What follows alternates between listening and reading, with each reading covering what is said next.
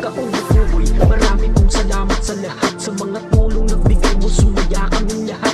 Binigyan mo ng pag-asa mga taong nahirapan dahil sa kalagayan na puno ng kalungkutan. Ikaw ang inspirasyon na dapat namin tularan. Isa kang mabuting tao, tiyak maaasahan. Mga taong may sakit at malubha ang karamdaman, pinakita mo sa kanila kung paano magmahalan. Saludo po kami sa'yo, Kaubo-Buboy TV. Sigad na ang bahala, mag-ingat ka lang palagi. Lahat ng ginawa mong kabutihan mayroong sukli, ituloy mo lang palagi at tiwala sa sarili. Mga batang may sakit, mga magulang na hirapan, binigyan mo ng saya, nabawi ang kalungkutan. Ang sarap mong magmahal, di ka namin malilimutan. Isa kang inspirasyon sa matanda at kabataan. Salamat sa lahat, mabait kang kaibigan. Sa oras ng problema kami ay natutulungan. Kami na ang bahala, kami ay magdarasal na sana araw-araw gabayan ka ng may kapal.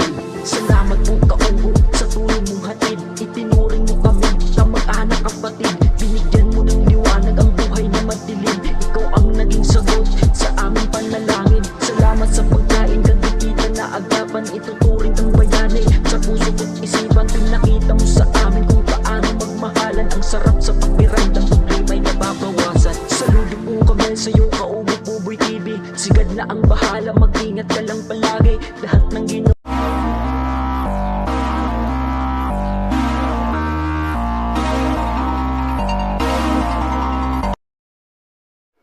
Magandang araw mga kaugup. Nandito pala ako sa bahay namin ngayon. Mga kaugup, i-update ko pala kayo sa bahay ko ngayon. Tara po, masamahan niyo ako. Mga kaugup, ngayon pala naging magandang panahon. Kaya nakakuha tayo ng magandang view. Dito sa bahay ko, sa likod. Sa likod to mga kaugup ng bahay ko. Kasi yung sa loob, okay naman. Naayos naman yung bahay ko. Yung likod ko talagang sira na ako.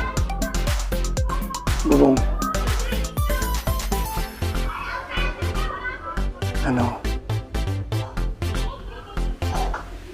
Tara na talaga mga kaubo.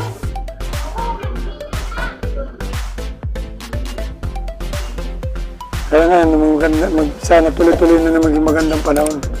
Kasi binabalag talaga namin ito. Nung hindi pa nagdi-December, nakapayos na ito yung likod namin. Kasi laging nababasa akong nagluluto.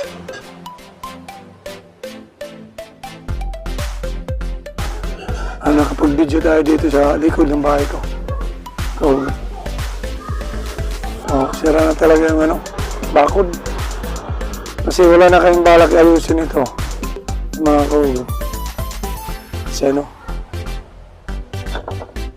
yun nga, ipapaayos na ito. Yan. Wala na kayong balak na ayusin pa ito.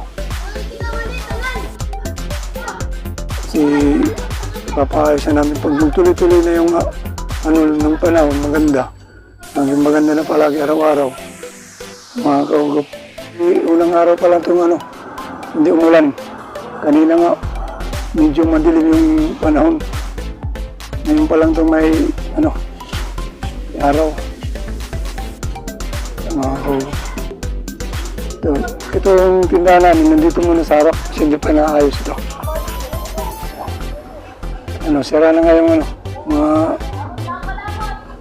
kawayan na ginawang bakod. In-update ko kayo sa mga yung natin kalapati. Nung pagpapayos na ito, kukunin na yan. Yan.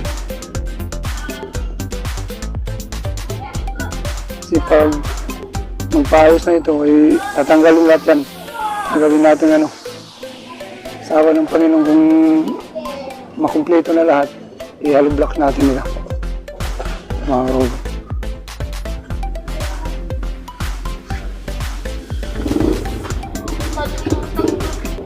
Yan mga kaugup. Sa pagsamantala lang muna yung tindahan ni Mrs. dito. Yan. Dyan lang muna namin linagay. Kasi hindi pa naayos ito.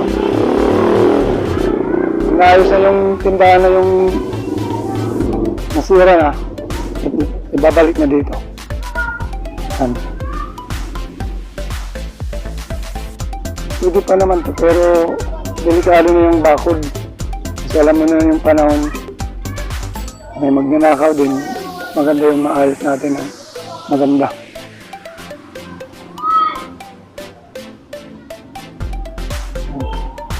Pero ang problema talaga ni Mrs. kaya hindi makabalik-balik yung tindahan nandito. Tindahan niya rito, i-open. Kaya doon lang muna siya nagtinda sa harap. Kasi ngayon nga, itong bakod, sara na.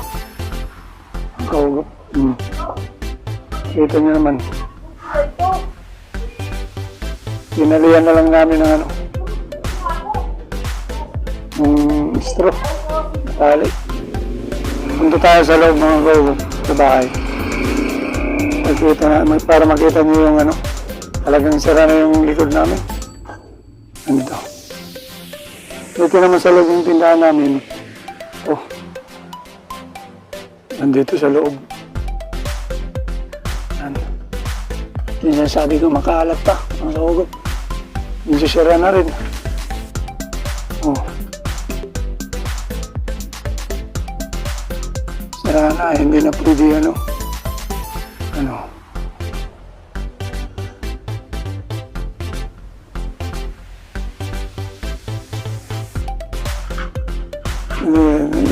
ginawa ko lang muna stockan ng mga gamit, bike, mga gamit na hindi na nagagamit sa loob, dito ko lang muna linagay sa tindahan. Kasi pag inayos na ito, nililinisin na lahat. Kasi masama yung hindi maganda yung makalat. Alam mo naman natin yung makalat, delikado yung mga ahas, hindi naman natin alam naman natin yung pag makalat, may ahas, ganun, mga daga, umisiksik yan, umisiksik sa mga tinatambak natin ng mga gamit na na-stock. Nakakaugap. Dito, linagyan lang muna namin ng stock na gamit. Ayan, ganun. Hindi pa naman, kasi maganda pa.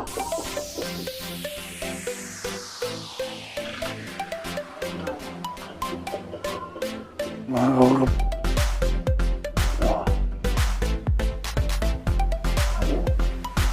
Mga punong kahoy natin.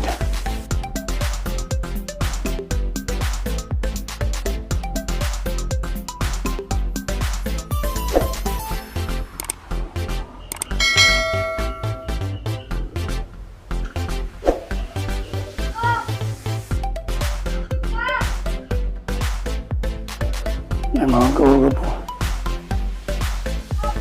Ang likod namin, sira na talaga.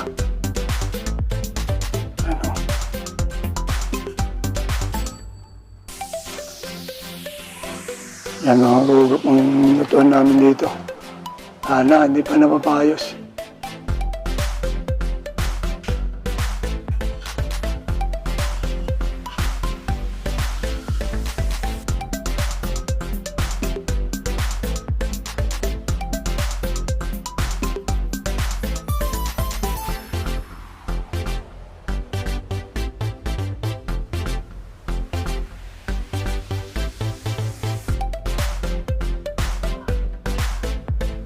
Yung mga kaugap yung pabahay namin dito, ito yung naglalabang maliliit, masyadong butas. Kaya kung matagal lang sa pagkagamit, nababara. Nasa na. Nakikita na yung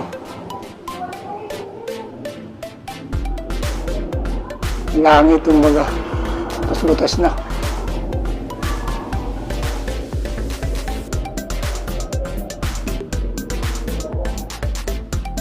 Sira-sira na nga.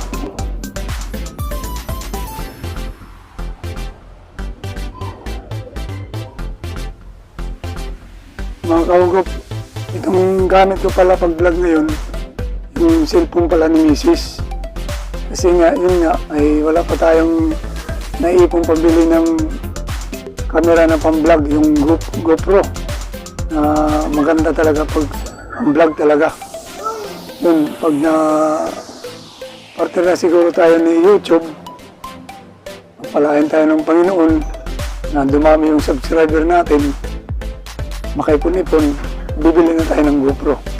Para yung mga video ko, maganda tingnan, hindi masakit sa mata. Kasi sa ngayon po, ay yung ginagamit ko, yung cellphone pa lang ni misis. Kaya, magpasensyahan lang muna. Magpasensyahan niya lang muna po, mga kaugop. Saya nga pala mga kaugop, yung charity vlog ko naman, sa ngayon, wala pa nag-sponsor. Sa isa pa, hindi pa ako naging kaparte ng YouTube. Kaya mga kaugop, inihiling ko sa inyo yung suporta nyo. Na huwag nyo kalimutan i-share nyo yung video ko at i-like nyo yung notification bell para palagi nyo ako manotify yung mga video ko na iba. Siguro mga kaugop, pag nakaipon-ipon tayo uli, kahit wala pa, kahit hindi pa tayo naipaparte ng YouTube, magcha-charity vlog din tayo. Para sa atin naman may makatulong. Hindi naman natin tayo sabihin na inimpisahan natin, hindi na tayo pabalik. Yun na talaga ang mga kaugop, makatulong sa kapwa. Lalo na yung mga mahirap yung kapus talaga, mga kaugop. Ngayon mga kaugop, hinihingi ko muna yung suporta nyo sa pagpa-vlog ko na i-share nyo muna yung mga video ko. At huwag nyo kalimutan, lagi nyo ipasubscribe nyo sa mga kaibigan nyo yung YouTube channel ko para marami pa tayong matulungan. Mga kaugop. Sa ngayon mga kaugop, ituturo ko muna kayo sa sasakyan ko na ngayon.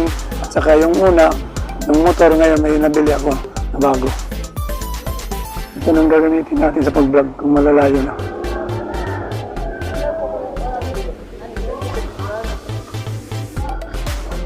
Yan.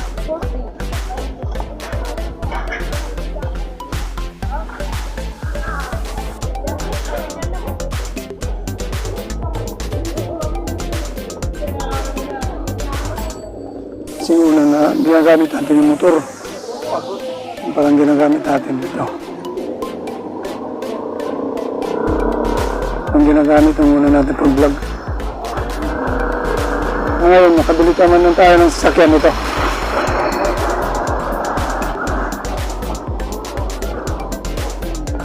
Yan ang gagamitin natin.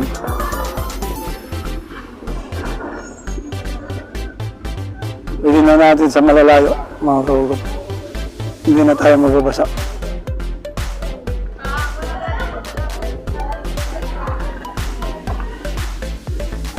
Kaya dati ito mga kaugop, palagi tayong basa pag nagpa-vlog sa malalayo. Yan. Yan ang mga kaugop, huwag yung kalimutan, supportahan yung YouTube channel ko. Para marami pa tayong matulungan. Ito ko na lang pinaparking sa gilid ng kalsada. Kasi harap ko naman to. Alam ko, wala naman tayong ibang mapaparkingan. So kung dito, masikip, hindi rin kasi sidewalk ito dito.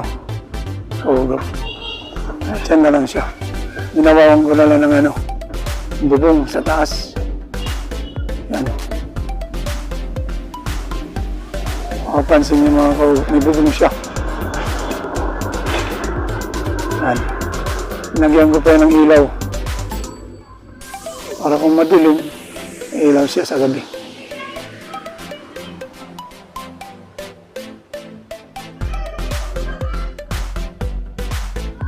Hanggang doon na lang mga kaugop. Sana wag kayong magsasawa sa panonood ng video ko. Binablog ko sa inyo. Supportahan niyo pala yung channel ko para pag charity vlog uli natin, ay marami pa tayong matulungan mga kaugop. Don't forget to subscribe my channel, Kaugop TV. God bless po. Salamat po sa ating lahat.